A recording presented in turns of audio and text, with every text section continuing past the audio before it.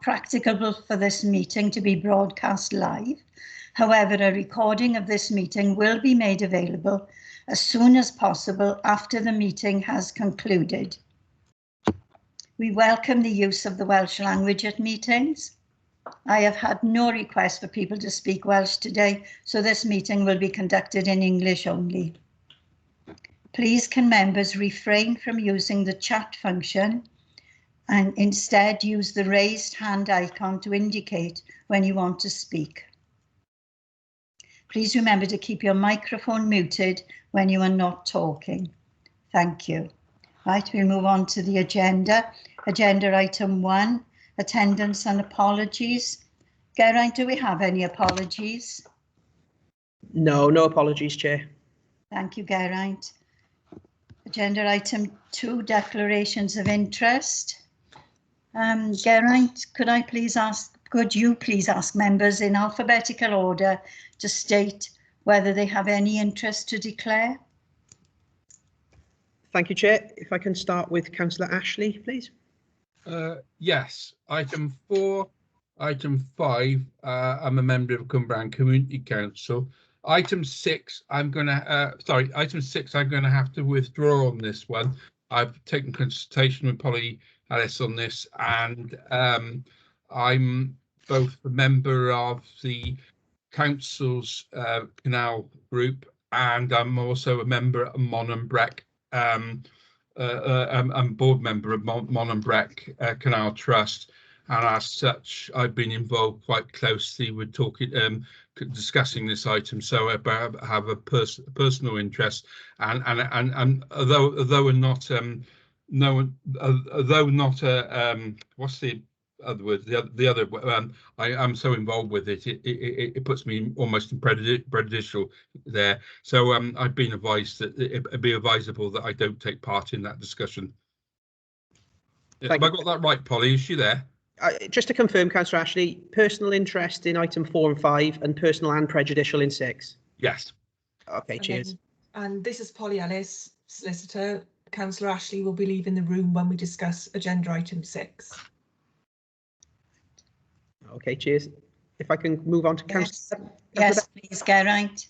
All right, cheers. Thanks, Jay. Councillor Bevan. No, nothing to declare, Geraint. Okay, cheers. Councillor Burnett. Nothing to declare. Thank you. Councillor Constance. Nothing to declare. Cheers. Councillor Crick. You're on mute, Councillor Crick. Sorry about that. I'm on at item 4. I'm actually a board member for Bronavon, so I have a prejudicial interest and will have to leave the meeting. Could you bring me back in when you get to item 5, please? Yeah, no problem, Councillor Crick. Thanks. Thank you. Councillor Evans. No, I'm aware of. No. Thank you. Councillor Hawler. I have a personal and prejudicial interest, the same as Councillor Ashley, as I'm on the Mon and Breck as well. So I will be leaving the room at the same time. Okay, thank you. Councillor James. Yes, interest in item number 6, as I'm a member of Pontypool Community Council. Thank you. Councillor Jenkins. Nothing at all. Councillor Fay-Jones. Yes, I've got a non-prejudicial interest in number 4 and 5 as being on Cumbrian Community Council. Okay, thanks. Councillor Janet Jones. Nothing to declare. Thank you. I'm just going to double check. I don't know if Councillor Connell's in the meeting. I'm just going to check the participants a sec, see if he's joined. I don't think he has. No, I think he's the only member not in the meeting right now. Right, so Councillor Parish. Yes, I declare personal interest in agenda item 6 as a member of Pontypool Community Council who have been consulted on the application. Thank you. Councillor Rapier? No, nothing to declare. Cheers. And finally, Councillor Thomas. Hi, Geraint. Yeah, I've got a personal interest in agenda items 4 and 5 in my ward.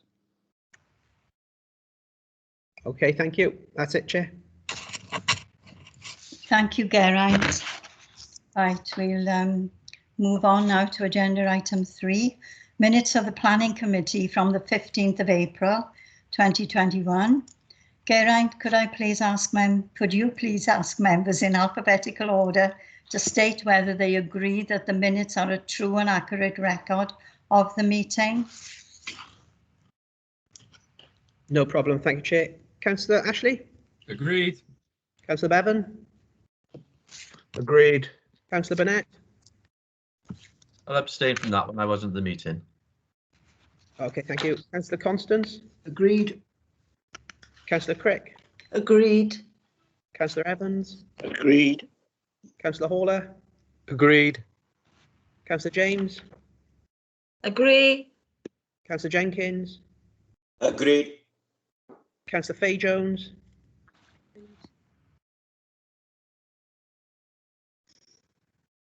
Councillor Janet Jones? Agree. Councillor O'Connell?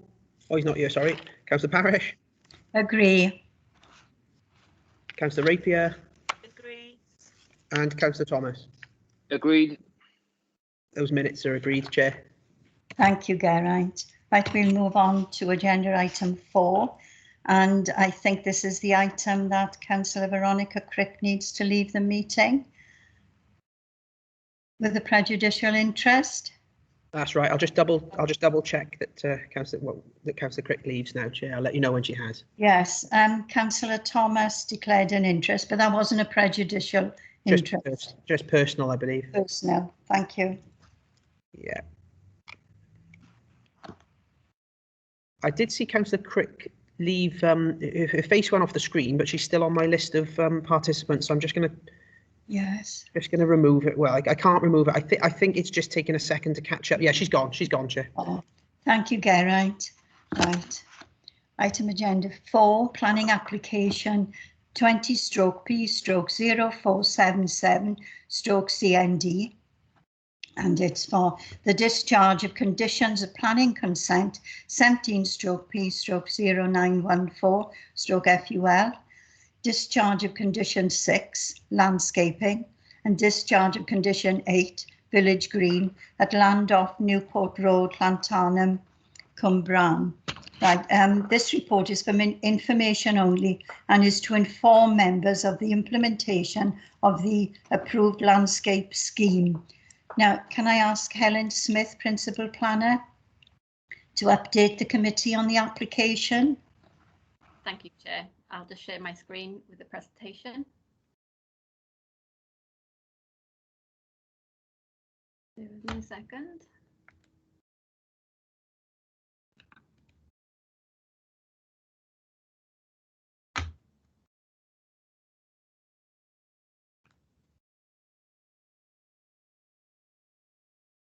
Okay, here we have, as members will recall, planning permission was granted on this site back in 2017, subject to a condition requiring details of landscaping scheme to be approved. In January this year, this landscaping scheme was presented to Planning Committee and was approved. Members were concerned about the implementation of the approved scheme and requested that officers reported back to Planning Committee once it had been carried out. Just to remind members what the approved landscaping scheme, the main issue was the issue of the landscape buffer adjacent to Teacock Lane. The applicant had agreed to undertake these landscaping works up front prior to completion of the development to ensure that the landscaping scheme could establish at an earlier stage. Here are some photographs. The applicant has requested their landscape architect to come and visit the site to confirm that the approved works have been carried out in accordance with the approved details. This site visit took place on the 5th of March, and the council's landscape officer also visited the site on the 15th of April. Both have confirmed that the landscaping has been carried out in accordance with the programme and the scheme that was approved by Planning Committee. So here we have photographs looking from Pentre Lane, And here we can have, you can see some new planting in the gaps in the hedges. Obviously the poplar trees have been removed in accordance with the approved scheme. And here we have a view from Coch Lane, showing the hedgerow with some of the gaps where that have now been infilled with new planting. Here we have a view up Coch Lane towards Pentre Lane. And you can see that the remaining landscaping is now greening up nicely, given the time of year. And here we have an example of the landscaping in the gaps of the hedge. And just beyond that, you can see the substantial landscaping of the woodland buffer. And here we have another example showing the approved landscaping scheme. We're satisfied that the scheme has been carried out in accordance with the approved programme and scheme approved by members. Thank you, Chair. Thank you, Helen. Geraint, are there any members wishing to ask questions? I haven't seen any hands go up. I can't see any hands, Chair. Right. No questions on this? No? So we've all noted this planning application. Thank you. Agenda item 5. Chair, sorry to cut in. Yes. Can I call the Crick back in? Yeah, Veronica's not in. Yeah, I just realised that. I'll let you know when she's back in. Thank you.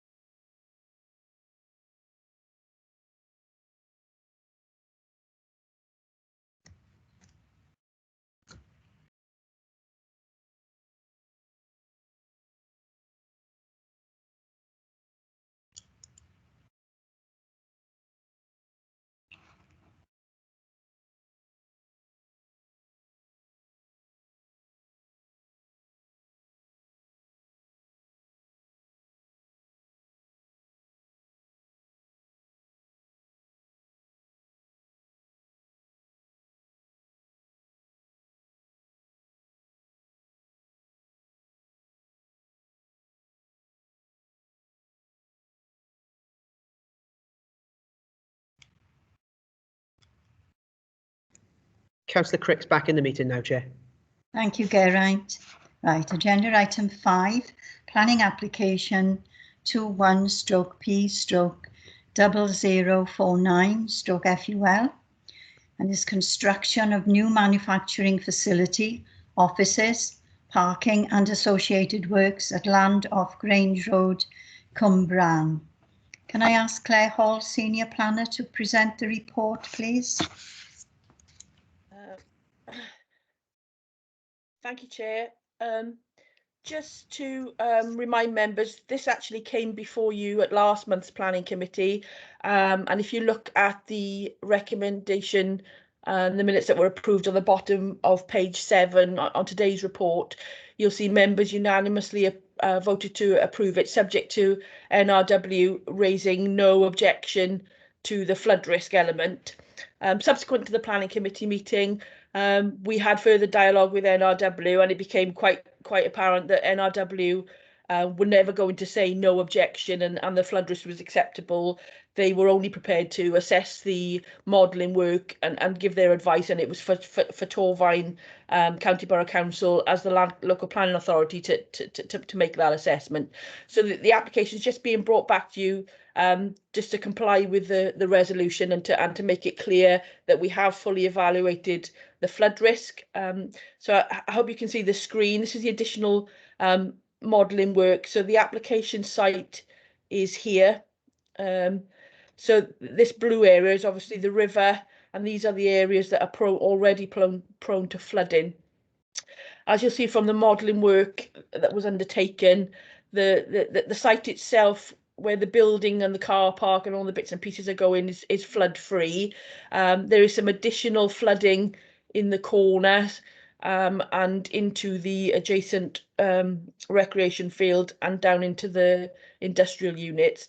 But as per the plans last month, this was a known risk, and the surface water management was all aimed at controlling the water discharge into that bottom corner anyway, as part of their overall site surface water management. So we're satisfied that the flood risk is to an acceptable level, that satisfies the outstanding tests of TAN 15. So this is just being brought back to members to reaffirm the recommendation to approve, subject to conditions as set out in the report. Thank you, Chair. Thank you, Claire. Geraint, have you seen any hands going up for questions? I can't see any hands, Chair. Right. Oh, they were just yeah. Councillor Ashley's is just. Sorry, Chair. Yes, thank you. Could I ask Claire, the flood risk on that part down there? I do remember seeing some time ago they prospect. I don't really want to bring this up, but I will do, because there is a flood risk group that meets on that land down there, and they were modelling prospective flood risk. They're bearing in mind that we're looking at global climate change and the prospect of it advancing. Had they done any modelling on that at all in prospect of 30 years hence? Because we did have quite a lot of work done in Cwmbran on the prospect of that happening, and obviously looking at well-being of future generations and stuff like that. I'm hoping that what they're going to do is what they did in Station Farm and places like that, where they actually embanked some of this up. But if you remember last year and the year before, we had Storm Dennis, and it did cause quite a bit of flooding down there. I just wanted to hear what they suggested on that, Claire. Thank you, Councillor. Yeah, I mean, their modelling was based on the 1 in 100 plus 30 years and the 1 in 1,000 plus 30-year events. And in all cases, the modelling concluded that there were no additional areas that would be subject to flooding. It would be the same areas that are already subject to flood risk that would be affected, and that's set out in the report. In a worst case scenario, it would go up by 80 mil. So in terms of the flood risk for developing this site, it was felt that it was no worse than what you would expect to happen down there anyway. In an extreme flood event, the redevelopment of this site is proposing no significant additional risk to that area. And you mentioned Natural Resources Wales. Are they? Being happy is not a thing they're noted for. Are they reasonably confident with our approach? Let's put it that way round. Yes, I think it was a bit of a learning experience for myself, really. I think we sort of naively thought that they would just say yes, no objection, carry on. I think it's become quite apparent that they won't go that far. They will just give us advice based on the robustness of the evidence that's presented and give their view, and then say, well, this is the risk. It's over to your authority as to whether you think that risk is acceptable. So they didn't object, but they didn't say no objection either, which is why we've brought this back, just to make it clear to members that NRW have looked at it. The developers provided further flood modelling evidence to satisfy us that the risk is negligible, and the drainage, our own drainage officer is fully on board with the recommendations in the flood risk assessment that the developers have submitted. So as you'll see, there's some extra conditions being added at the end. One is to do with construction of a bund, which is to help to channel that water into that southeastern corner.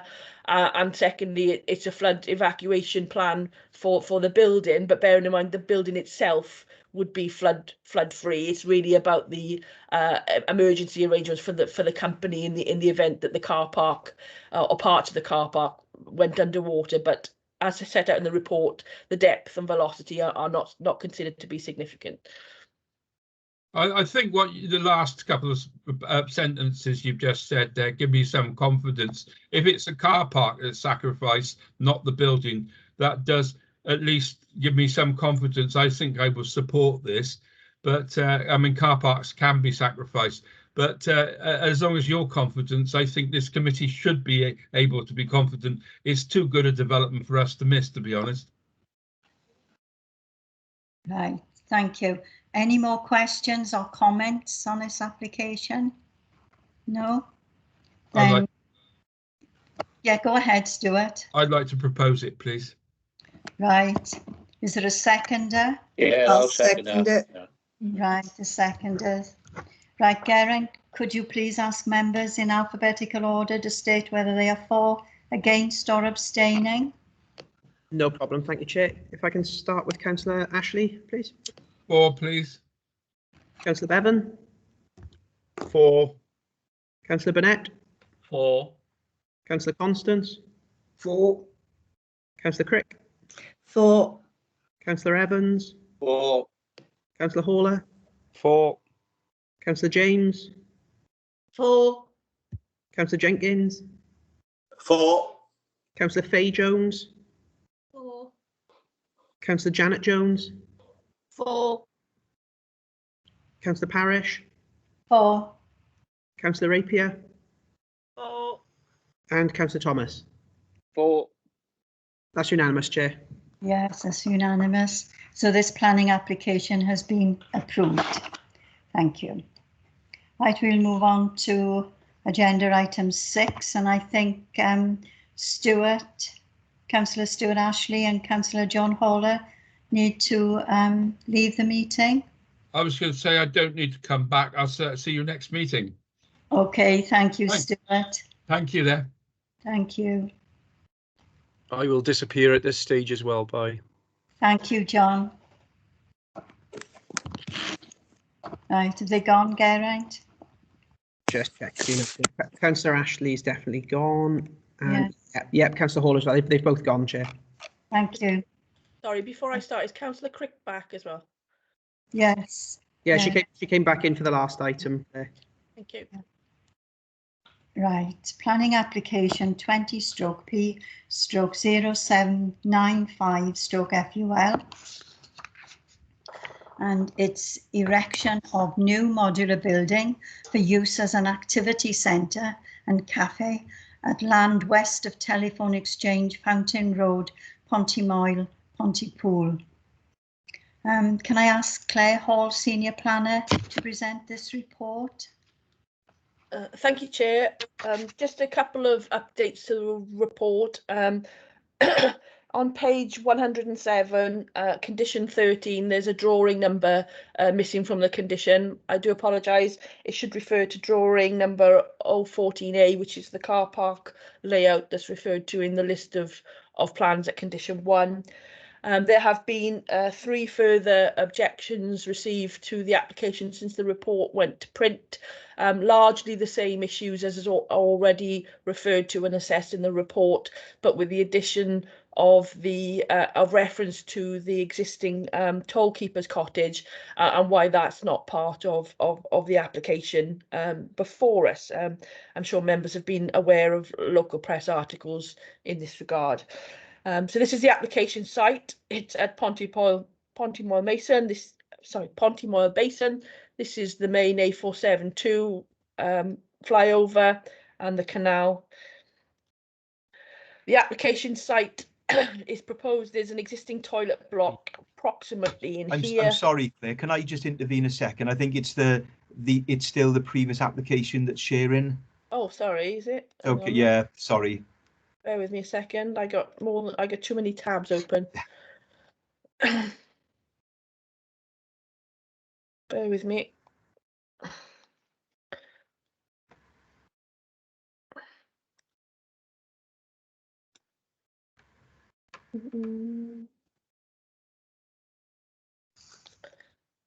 I got a error message coming up on my computer. I was hoping that wasn't going to affect things, but hang on.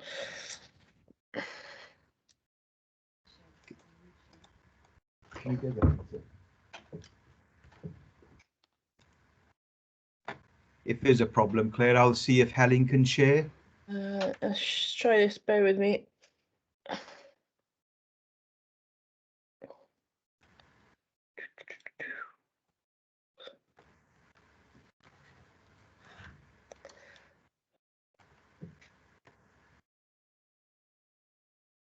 Is that better? That's the one. Thank you, Claire. Sorry about that. I was looking at that last time. I don't know why you went. Okay, sorry. So the Pontymoyle Basin application site is here. This is the main A472 flyover, and obviously the canal runs in this direction, and this is Fountain Road. The application site, there's an existing toilet block approximately in this sort of location here. This is the existing barge cafe and the existing access into the site off Fountain Road. The proposal is to turn into the site and have car parking areas for various uses, staff, disabled persons, anybody with, you know, canal sort of kayaks or canoes, that sort of thing, areas for parking, and the new building, which would be adjacent to the slipway down to the mooring itself. So this is the proposed building. It's a modular design building. There have been amendments made to it during the processing of this application to address some design concerns expressed by various consultees in terms of how that faces the canal, and there's be some design features and new walkways, new cladding, and some biodiversity features added. So this is the existing toilet block that is proposed to be demolished, and this is it centrally on the site. So the proposed building would be sitting alongside the existing barge and facing the canal. There's some more pictures just to appreciate, as I'm sure members are already, the historic setting of the building. This is the slipway down into the canal. This is the listed tollkeeper's cottage and the bridge over the canal to the towpath, which will be, the building will be facing from the opposite side. This is the access in from Fountain Road. This is the privately owned car park on the one side and access into the site on the other. And this is a view from the proposed new car park back towards this entrance gate here. This is just an aerial view of the site as per the original plan. This is the A472 flyover. This is Fountain Road, and this is the canal. So the building would be located within this group of trees here, facing the water, and this is the tollkeeper's cottage on the opposite side of the towpath. Thank you, Chair. Thank you, Claire. Geraint, have you seen any hands going up? No hands at present, Chair. Oh, well, Councillor Janet Jones is physically her hand up, so I'm. Yeah, Janet. And I can see another one. Okay. Okay, Chair. Yes, go ahead, Janet. I can put my hand up. Yes, yeah, I don't know whether to show or not. I don't know. Your hand is showing, Steve. The toll house, it was originally put on the market for sale but withdrawn. Has this been considered making it into a museum bearing the history of the toll house and its inherent linkage with the canals? Because it's been there since sort of 1810, hasn't it? And was used by the bargees. Would this be considered as a museum? And also, I know we've seen the plans about the activity centre, but it doesn't really look in keeping, does it, with the aesthetically with the other buildings in that area? Thank you, Councillor.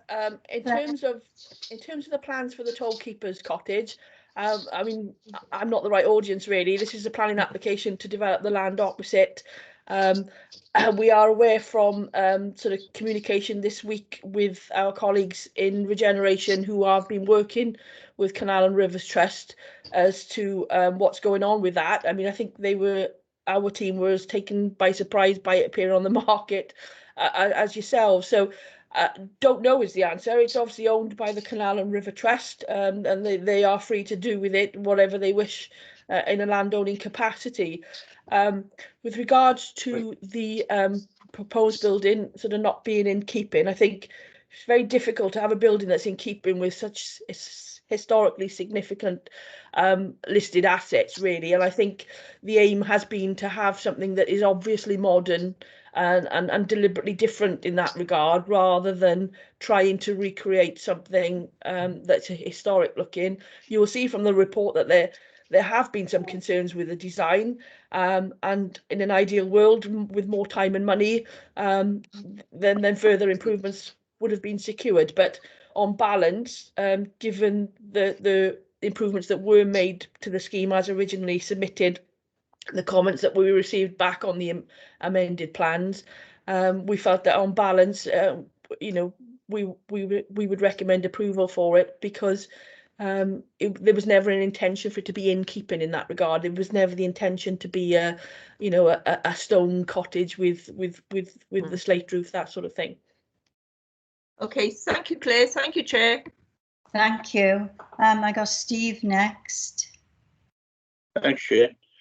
My concern is regarding the parking. All right, I know we're putting parking in new development, but across the other way is private parking. My concern is when that is closed, and we're trying to promote people, you know, for to get out and about, and would it be a disadvantage when that private place is closed or the barrier is down? What contingency we got for that predicament?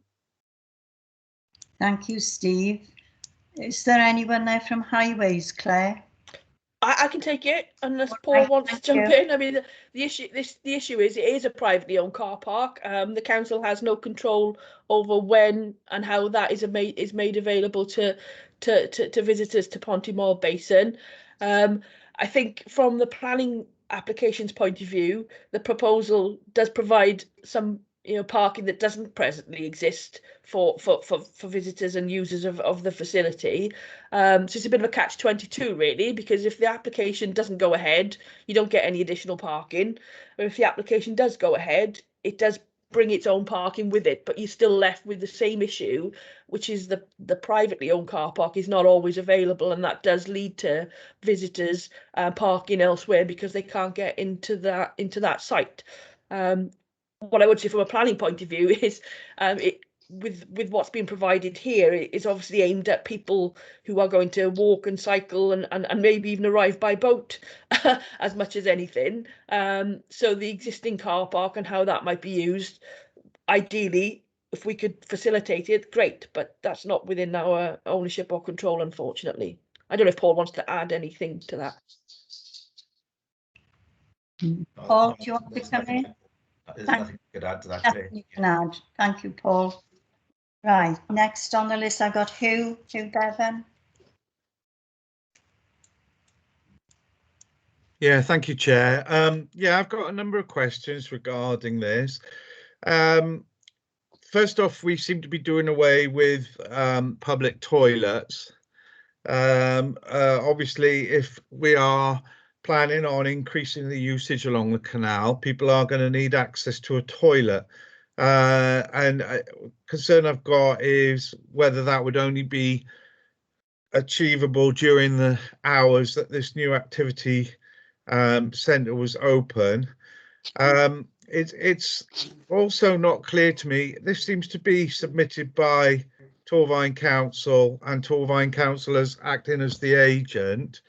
There is already an existing business that operates from there with the tea rooms. What does this bring us over and above what we've already got there in place in terms of facilities?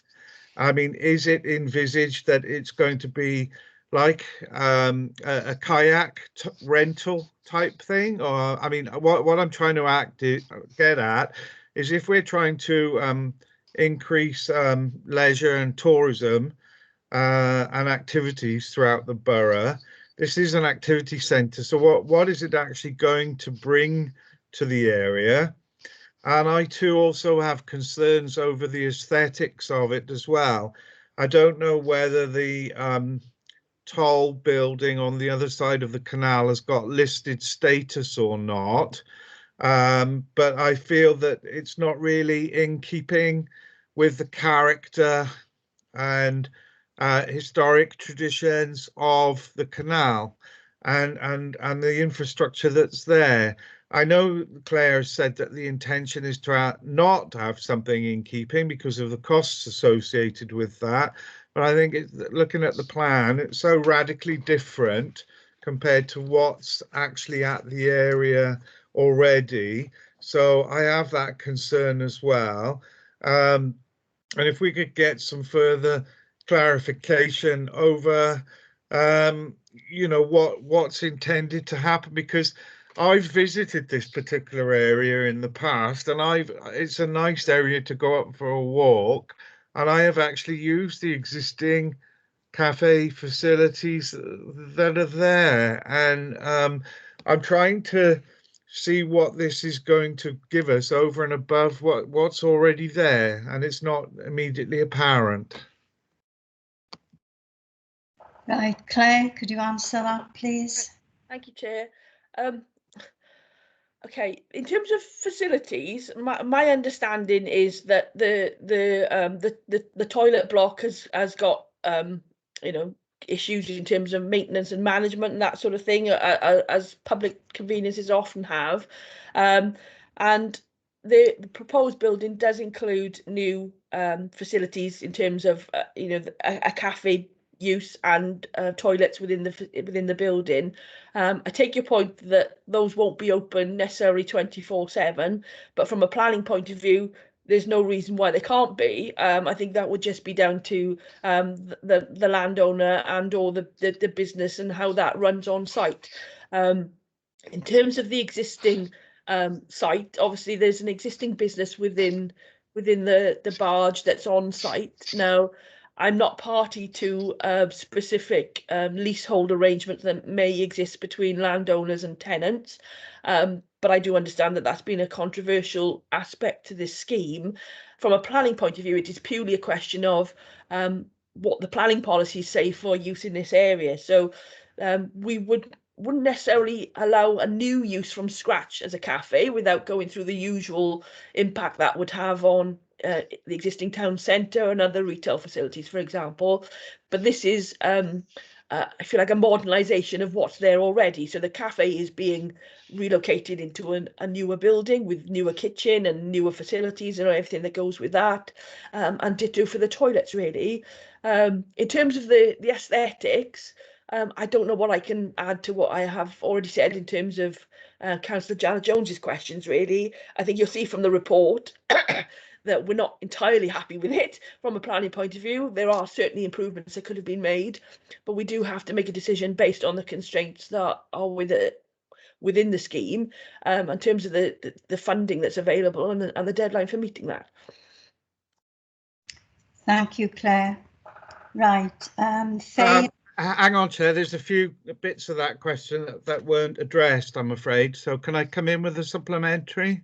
Sorry. Yes, you can. Thank you, Chair. Can I just say who? It said in the report that the barge is going to be turned into an information centre. Okay, that's fine. Yeah, but what I was trying to get at was this is a council. So the council has put this application in. So is the intention then that the private business that's there at the moment within the existing barge will lease the new premises? I'm trying to, or is the council going to own and operate the new premises themselves and the activity centre? And you didn't address the aspect about the activity centre itself. If we're going to be promoting leisure and tourism within the borough and greater usage along the canal, are we in effect just doing away with one cafe and building a new cafe? That I'm trying to get further information around public access to it. I don't see how public would be able to gain access to the toilets if the toilets were part of the cafe and the cafe had fixed opening hours. I'm concerned that if we are encouraging people to come in and potentially use the canal as part of the overall strategy going forwards, we need to be thinking now in the planning process about the facilities that we're going to put in place to future-proof it going forward for when we are encouraging more users back onto the waterways. That's why I'm trying to get a lot of information about council ownership and usage and access to public for the members of the public, not just as a toilet facility, but as activity centre as well. Thanks, Chair. Thank you. Claire, can you add anything to what you've said? Only as much as this is a planning application, and the planning application deals with the land use and how it's used, what it looks like, and whether it fits into where it's being proposed. I mean, the questions you're asking are ones that I can't answer, is the honest truth. It will come down to my understanding is that the Canal and River Trust are the landowners here. The council are named as an applicant and agent because they've been working in partnership with the Canal and River Trust to access grant funding to deliver this project. And obviously, in terms of tourism and economic development stimulus, it's about bringing an area of interest as a focal point onto the canal and modern facilities. Now, if you go to other places where not necessarily just the canal, but canals, rivers, seafront, is sort of having this sort of modern facility is often a catalyst then for other things to come on stream. Now, my understanding is by providing amenities and facilities, you might then get people who want to stay locally, rent properties for weekend breaks or what have you, bring their kayaks and canoes and enjoy all the leisure aspects that go with the canal. But ultimately, how this particular centre will be run, who will run it, and what its opening times will be is not something I can answer, because those are decisions that are made by the landowner, and in terms of any leases that are given to businesses to operate from there. From a land use planning point of view, it's about providing an activity hub as a focal point to bring visitors to the canal and to use the facilities, and hopefully that is a form of pump priming that will bring on further economic advantages off the back of that to do with the tourism side of things. I hope that helps. Sorry, I'm losing my voice. Thank you, Claire. So the toilets that are there at the minute, Claire, they're not owned by the council. They're not ours. They're Canal and Riverside Trust, are they? That's my understanding, yes. Yeah. Okay, thank you for that. That does clarify things. Thank you, Claire. Right, Faye? I'm all for developing this land into making it more accessible for visitors and to get better experiences, but I'm not happy with the aesthetics of this building. And I just think with beautiful historic buildings around, isn't there a way that we could make it more in keeping, perhaps on a lesser budget? But I'm sure that in parts of England, they managed to do this sort of thing. I just didn't like the look of the dark modular building. The preference of mine, I wasn't happy with it. I'm not sure that that'll add anything to the canal. Right, I don't know whether Claire wants to come in again. I think she's been over that a few times. Well, yeah, I mean, I'm not sure what else I can add. It is design has an element of subjectivity to it. From a planning point of view, we apply the tests as to whether it has a preserve or enhanced effect on the setting of the conservation area and the listed buildings. The historic features that are on the site in terms of the cobbles and the stone detail and bits and pieces, all of it being retained. This is a completely modern modular building that is proposed to be on the site to provide modern and functional facilities, and is not in any way designed to be blending in, if I can call it that way, with historic buildings. That's a personal taste to a certain extent. There is an element of subjectivity to that, but as I've explained, we would have liked to have got more improvements. We weren't able to do that, and we had to take a view on it as it was. Right, thank you, Claire. Veronica? Thank you, Chair. Couple of points. With regard to the building, I note it's a flat roof, and I'm sure I read somewhere that there had been a suggestion of putting sedge planting on the roof, but that had been turned down. I wondered whether any further consideration had been given to putting some kind of planting on the roof to help soften it, and presumably with the right sort of planting around the building, given that it's dark wood cladding, it will probably blend in better with the surroundings over time. So there was that. The other query I've got is with regard to the parking. I note it's only 13 new places and they are delineated using railway sleepers. My concern is obviously they're talking of having a kayak hire business there, but very often people will want to bring their own kayaks, and if it's a group coming, they tend to use the trailers behind a van, which takes up a lot of space.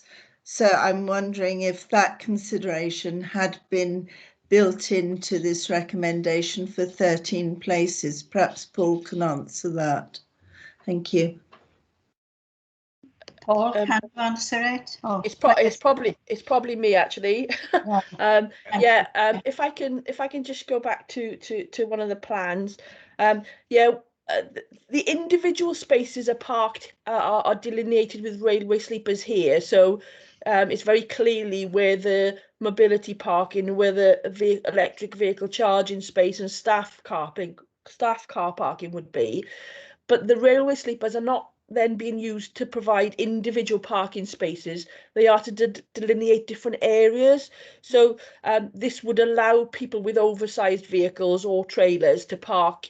They're not so regimented in terms of its layout. It's not a typical sort of formal parking arrangement where the spaces are side by side, because we recognise that there will be all sorts of vehicles coming here. Like I said, some with roof boxes, some with trailers, some with kayaks on trailers behind, etc. So the aim was to have different areas so people will go to the area that's most appropriate to them. So if you need to use the electric vehicle charging space, that's clearly laid out.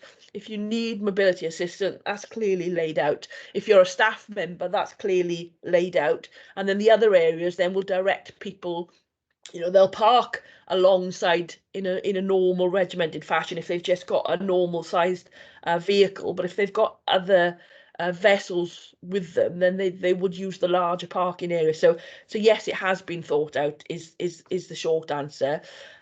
In terms of the first question, in terms of the landscaping and the roof, I think our landscaping officer has said that she fully supports the landscaping and wildflower and bits and pieces that are being put forward as part of the surface water drainage scheme, which also has to have separate approval, and that detail is being worked up because that requires a separate approval in its own right, and there'll be more details to satisfy that separate legislation regime. From a planning point of view, the areas of planting and the species are generally set out, so we're satisfied that it will comply with the separate surface water drainage arrangements, but obviously that is subject to a separate consenting regime. In terms of the roof, again, it comes down to budget really, and future maintenance and management. But that is something that was discussed as a way of improving the design. But it is what it is. We need to take a view on the building as now proposed. Thank you, Chair. Thank you. Now, I don't know whether Jason O'Connell's trying to come in with a question. It's not a hand up, but around his circle, with his initials in, is flashing. Not particularly, Chair. Just making a noise and probably forgot to be on mute. Sorry. Oh, that's okay. Right. The only other one I can see is Janet Jones. You want to come back in? Yes, please, if I may, Chair. In regard to Councillor Bevan's a question about the listed building of the toll house, I'm led to believe that that's a grade 2 listed building. But my other question was regarding an item on page 104, the application. Is this part of the Parks estate, and have they been involved in consultation or not? Can you have some clarification, please, Chair? Yes, Claire, can you answer that, please? Thank you, Chair. Yes, the Toll House is Grade 2 listed. In terms of Pontypool Park Estates, I'm not sure what, if any, engagement were done in terms of the final design, but certainly trying to acquire some of the land that's currently owned by Pontypool Park Estates was part of the original project brief, I think. But in terms of the available funding, the land values being asked for and the funding that was being available certainly weren't compatible, shall we say. There was the application when it first came in, we did have objection from Pontypool Park Estate that part of their land was within the application site, so that was corrected. That we had to do further investigation works with the Canal and Rivers Trust as to the extent of their land ownership, which was theirs and which was owned or leased to other parties. From a planning point of view, we're satisfied that is all correct now. But obviously, just like anything in life, really, if an adjoining landowner has a different view on things, then that would be a civil matter between the parties. From a planning point of view, we're satisfied that what is proposed and what they've certified to are now correct. Great, thanks, Chair. Thanks, Claire. Right, thank you. I can't see any more hands up for questions. Anybody want to ask a question? No, I can't see anyone. Right, I have to ask a member now to move a proposal. I'll move the proposal, Chair. I'll second it, Chair. Thank you. Right, Geraint, could you please ask members in alphabetical order to state whether they are for, against, or are abstaining? No problem, thank you, Chair. If I can start with Councillor Bevan. Against. Councillor Burnett. For. Councillor Constance. For. Councillor Crick. For. Councillor Evans. For. Councillor James. For. Councillor Jenkins. Against. Councillor Fay Jones. I think I'm going to vote for because it's adding something to Canal, but I'm not happy with how it looks. But it is for. Thank you. Councillor Janet Jones. Against. Councillor O'Connell. Against. Councillor Parish. For. Councillor Rapier. For. And Councillor Thomas. Against. Thank you. That's right. I'll just count it up, Chair.